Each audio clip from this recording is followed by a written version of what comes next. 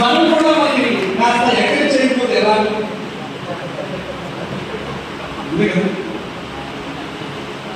కాబట్టి కాస్త కొంచెం సులువుగా చాలా చక్కగా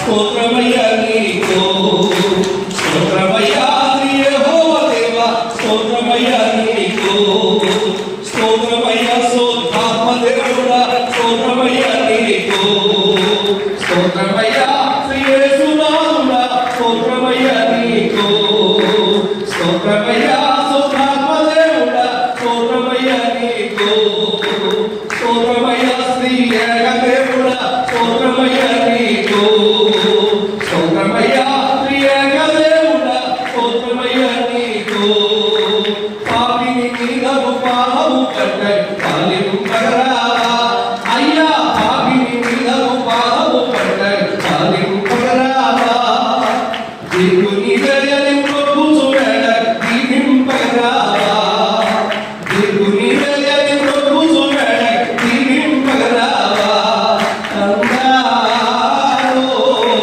తందార దేవవదనాన తందారో తందార దేవవదనాన పరిమిత పరిమిత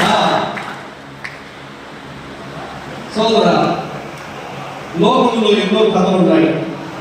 నాగమ్మ కావమ్మ కథలు, ముగ్గురి కథలు, ఎన్నో కథలు ఉన్నాయి. కానీ అన్ని కథలు కూర్చున్నటువంటి కథ ఏమిటంటే యేసుక్రీస్తు ప్రభు వారి యొక్క తుఫాను బొలకథ. దానిని అయ్యగారు రచించినటువంటి తుఫాను బొలకథలోకి వెళ్తాము. ఇప్పుడు కథలు అన్నారు కదా, ఇప్పుడు చేయాలండి. మాతృభూములారా వినండి,